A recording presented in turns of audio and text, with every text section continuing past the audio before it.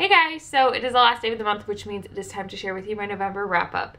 So I didn't read as many books in November as I was hoping to, considering I had such a good month in October. I only read 6 books, but that is mostly because my work schedule was super crazy busy. I worked so many long days, and even yesterday going into this morning, I didn't get home until about 4 o'clock in the morning. So if I seem a little off, it's because I am exhausted. But audiobooks have been my saving grace for sure.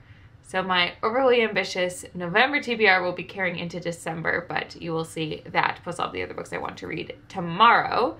So yes, for now, let's get into the books that I did read.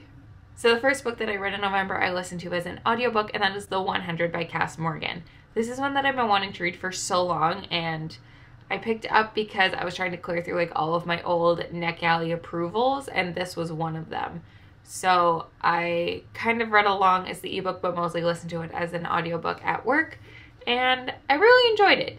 I gave it 3 out of 5 stars. It wasn't anything spectacular or unique, but it did have some really good plot points. So like I was saying, it is very reminiscent of Lord of the Flies or the TV show Lost, both of which I was a fan of, so I think that's what kind of deterred me a little bit. But I did post a full review of it, so I will link it down below in case you are interested. But yeah, overall, it was decent. I really enjoyed the audiobook because it was told in 2 different people. So because in that series we get 4 perspectives, one woman did the 2 girls and then one man did the 2 boys. So I really enjoyed that part of the audiobook for sure. Then I picked up The Levingers by Gail Teacher. This is one that I was so excited to read and ended up being so disappointed. So again, I did a full review for this book because I had so many thoughts that I needed to talk about, so always link down below. So I gave it 2 out of 5 stars. One of the biggest things for me about this novel was how cliche it was. So in particular, there was a line that I wrote down to talk about. So the girl says, anyway, isn't it pretty normal for a straight girl to fall for a gay guy? And that just bothered me on so many different levels. I don't know why. I can't put into words how it struck me so poorly, but I had to put the book down and go, no. It really bothered me that that's how they played that. And because the plot of this novel is 2 guys are in a secret organization and they are love interests, so the goal is to get this girl to fall in love with them, and then whoever the girl doesn't choose, the other one dies, and then the 2 guys fall for each other. So that was the plot of the story. So it's not a spoiler alert for LGBT or whatever. But so many of the things that were done in this novel irritated me. I was sitting at work reading it, and I said to one of my coworkers, I don't even know why I'm still reading this. It just kept bothering me. So I get a little frustrated every time I look at it. So I'm not sure if it's going to be one that I unhaul or not, because it is really pretty. I like the colors and the contrasting. But yes. Anyway, if you've read this, I would love to talk about it because it was a debut, but it's not one that has been widely discussed, but I have a lot of feelings. So please check out my review and let me know if you've read it so we can talk about it. I read We'll Never Be Apart by Yumiko Jean, another one that I was so excited to read and just fell so flat. So this is a young adult thriller about a girl named Alice who is currently locked in a mental institution because her twin sister set a fire that killed her boyfriend and injured her. So they blame Alice as having some part in this fire based on the family history and all these other things that have gone on in their lives. So we bounce between memories and journal entries and all of these kinds of things. And it was very mental health based, but it just wasn't perfectly accurate. So again, I did a full review on my blog, which I will link down below, but there were aspects of it that I really liked and then ones that I didn't. So the atmosphere was perfect. So I could see myself being back in the mental hospital, in the wards, in the lounges, in the cafeteria, and how everything was done and the security. It brought me back there, which is rare for a book to do that well. So I gave it that. But the inaccuracies came from the doctors and the relationships and everything that she kind of crossed. Because this character got really close with another character that would never have happened. Like, personal contact was like a no, like, you don't. So it was, there were things about it that I was like, that's not realistic, that wouldn't happen, and it was just convenient for the plot to continue, but I don't know.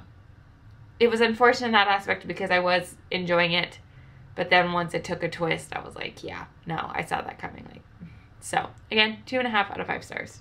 This is one that I'm still currently writing my review on because I'm not 100% sure how I feel, and that is Clockwork Angel by Cassandra Clare. So this is the first book in the Infernal Devices series, which is the spinoff of the Mortal Instruments, and everyone told me I would enjoy this one more than the Mortal Instruments, but I don't think I have quite yet. So again, I'm so mixed about this one, but my review should be up by the time this video is up. So if it is, linked down below as always. I enjoyed that this one was less angst because it is set in like 1800 Victorian era. So like teen angst isn't really a thing. It was very manners, and I loved the attitude, and like I loved all of that stuff. I don't read a lot of like historical fiction things, so it was a nice introduction to that genre for me. So I will continue it based off of this. But it wasn't what I was expecting. So I think I just enjoy the other characters more, and I want to see how that story progresses, but I'm also interested in seeing how these ones tie in because I like the background, and I like seeing the characters that we know from the other series, and I don't know, seeing like how all of these things develop because like the Accords are still new, and like seeing how all of these things are progressing into the Mortal Instruments, if that makes sense. So I gave this 4 out of 5 stars. I bounced between reading and listening to it as an audiobook again at work. So I enjoyed it, but I didn't love it. So I couldn't give it a full 5 stars. I will be continuing on with this series, no doubt, for sure. Book number 5. I finally read The New Hunger by Isaac Marion. This is the novella that goes in the Warm Body series, and I have been saying I was going to read this since February. So I was reading such heavy, thick-ish books that I decided I just needed something short to pick up. I think I read this in 2 days just because my crazy work schedule. But we follow R and Julie and Nora and their histories of before we meet them in Warm Bodies. So they're a lot younger. Like, R is just a new zombie. Julie is like 12. And it was interesting because you see what has happened to these characters to develop them into the people that they are. And I thought that was really interesting, and I thought it was really thoughtful. So it made me excited to go into the Burning World because it gave more like government backgrounds into what was going on, whereas Warm Bodies was more just the current, the present, and what was happening at that moment, whereas this was like all of the lead up into it. So I did really enjoy that. So I think in December I will pick up the Burning World for sure, just to see where we continue on. But I really enjoy the Warm Bodies series, so I thought this was a nice addition to it, so I gave it 3 out of 5 stars. And then the last book that I read this month is one that I finished just yesterday at work, and that was Day 21 by Cass Morgan. So because I work a lot of early morning shifts, like setting up a flyer because I work in retail, like before store opens or staying at night to close, I can listen to audiobooks. I know a lot of people get confused when like on Instagram or Twitter I say I'm listening to an audiobook at work, but I work in retail. So that's why. I do it when the store is not open. But yeah, so this was the second book in the 100 series. I enjoyed it more than the first one. I enjoyed the character development and where they were going with it and where the plot was going, but I had to knock off a little bit because it was still pretty cliche, and it still had not so much Lord of the Flies references anymore, but now we got into like more Titanic references, and it was almost like to the T some of the scenes that were going on that I was like, oh, we all know that scene from Titanic, like that wasn't original enough for me.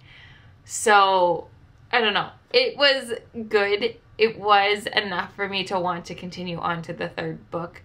I think it's only a 4-book series, and I'm also really interested in starting the Netflix show.